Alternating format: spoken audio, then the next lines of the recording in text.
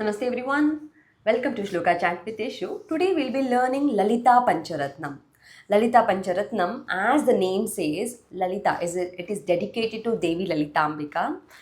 Pancha is a five. So this is a five verses stotram. Ratna is a jewels. So these are termed as a jewels, so precious, so valuable like a jewels. It is a composition of Srimad Adi Shankaracharya. It praises about Devi's divine qualities, seeking her blessing. So, if in case, usually I never speak about the benefits or advantage or when to chant, how to chant. All these things I don't tell in my classes because I believe in the devotion. Devotion is completely unique experience from person to person. It differs. So I can say that if you have a time constraint, if you cannot chant Lalita Sahasranama, then you can choose this Lalita Pancharatnam as your daily go stotram for Devi Lalitambika. So let's start with this. You can follow the lyrics. I'll leave it on the side of the image, so which will be helpful for you to follow, or you can also follow the lyrics from any of the internet source that you can find it. So it's easy available stotram. So let's start Lalita Pancharatnam. Pratah स्मरामि ललिता वदनारविन्दं बिम्बाधरं पृथुल मौक्तिक शोभिनासम् आकर्ण दीर्घ नयनं मणिकुण्डलाढ्यं मन्दस्मितं मृगमदोज्ज्वल फालदेशम्. How do I take it with the tune? So in the setting, you can just reduce the speed if you find this is faster. If you want faster, you can again increase the speed. Pratah smarami lalita वदनारविन्दं बिम्बाधरं Prithul मौक्तिक शोभिनासम् आकर्ण दीर्घ नयनं मणिकुण्डलाढ्यं मन्दस्मितं मृगमदोज्ज्वल फालदेशम्. I've taken it slowly purposefully so that you can follow the lyrics tune simultaneously along with me. You can make it faster also. We'll take it faster at the end. So we'll go to the second verse. We are not looking into the meanings here completely. We are completely looking into the stotram. So in another video, we'll look into the meaning. Pratar bhajami lalita bhuja कल्पवल्लीं रक्ताङ्गुलीय लसदङ्गुली पल्लवाढ्यां माणिक्य हेम वलयांगद शोभमानां पुण्ड्रेक्षु चाप कुसुमेषु सृणीर्द धानां प्रातर् भजामि ललिता भुज कल्पवल्लीं रक्ताङ्गुलीय लसदङ्गुली पल्लवाढ्यां माणिक्य हेम वलयांगद शोभमानां पुण्ड्रेक्षु चाप कुसुमेषु सृणीर्दधानां. So this was the second verse. We'll go to the third one. Pratar namami lalita charanar vindam भक्तेष्ट दान निरतं भव सिन्धुपोतं पद्मासनादि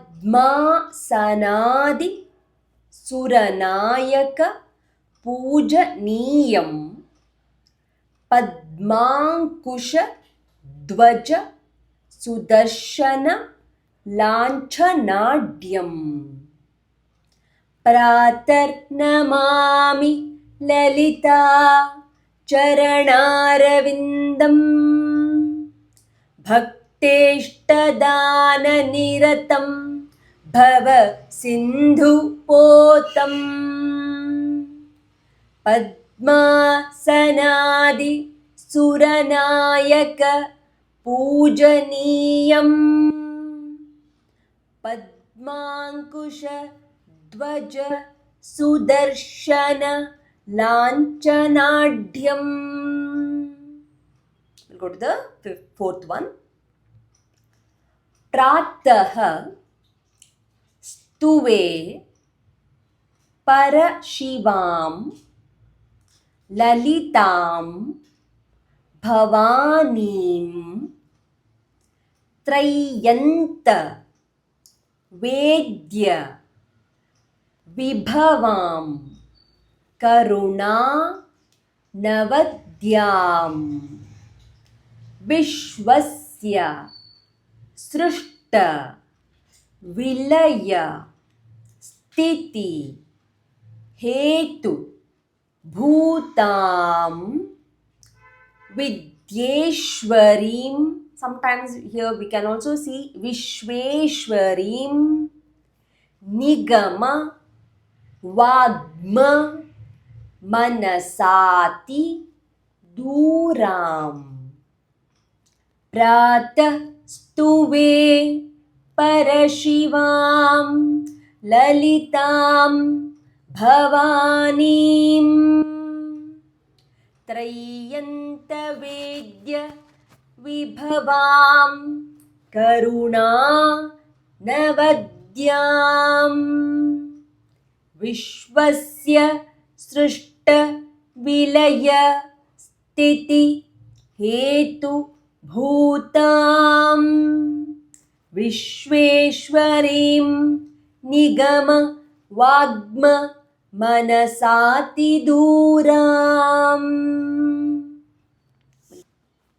Fifth stanza.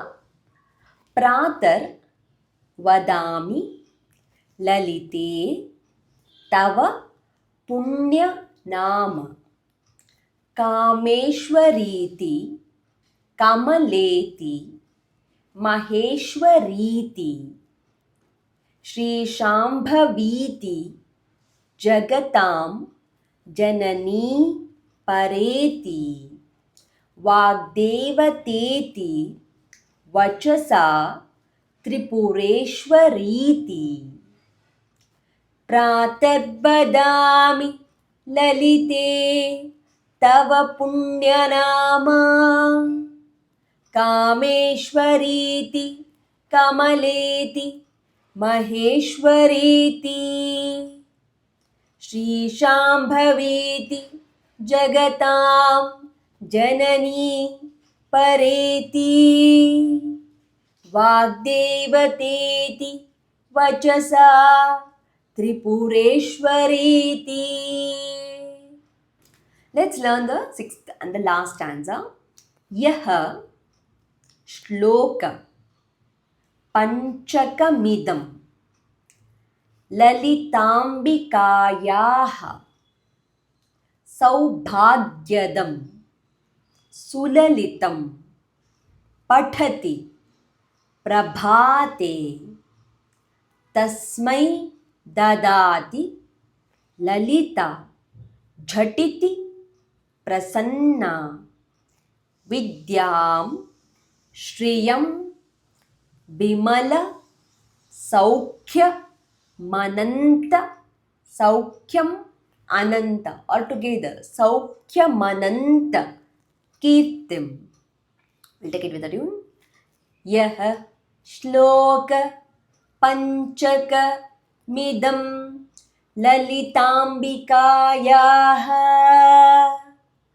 सौभाग्यदं सुललितं पठति प्रभाते तस्मै ददाति ललिता झटिति प्रसन्ना विद्यां श्रियं विमलसौख्यमनन्तकीर्तिम्.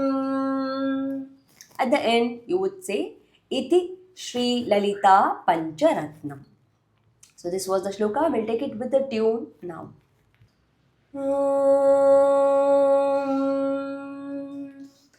Pratah smarami lalita vadanarvindam bimbadharam prutulamouktika shobhinasam आकर्णदीर्घनयनं मणिकुण्डलाढ्यं मन्दस्मितं मृगमदोज्ज्वल फालदेशम् प्रातर्भजामि Lalita भुजकल्पवल्लीं रक्ताङ्गुलीयलसदङ्गुळि पल्लवाढ्याम् माणिक्यहेमवलयाङ्गद शोभमानाम् पुण्ड्रेक्षु चापकुसुमेषु सृणीर्दधानाम् प्रातर्नमामि Lalita चरणारविन्दम्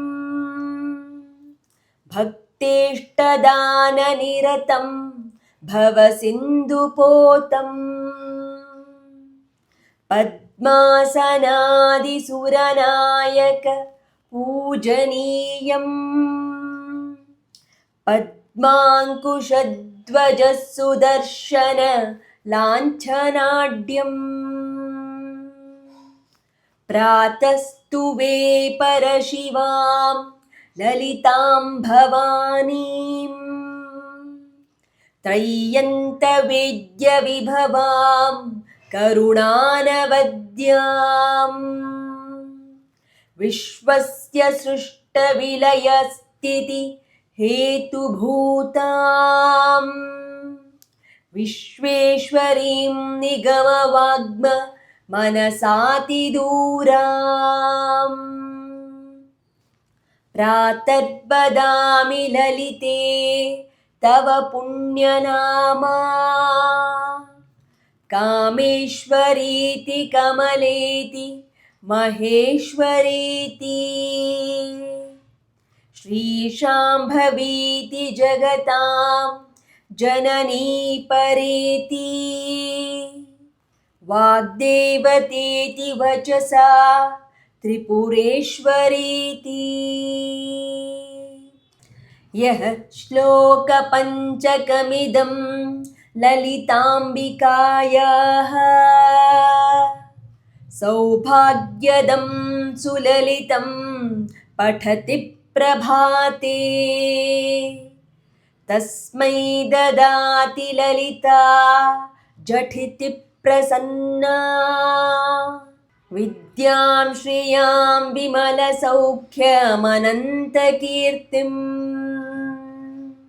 This video is entirely for the learning of Lalita Pancharatnam. We'll be focusing only on the pronunciation and the recitation.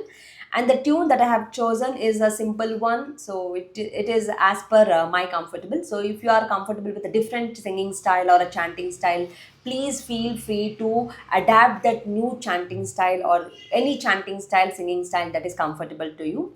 And in our next video, we'll be looking into the meaning of this Lalita Pancharatnam. So make sure that you will learn this Lalita Pancharatnam, and in the next video, we'll learn the meaning together. So thank you so much. See you in the next class. Namaste.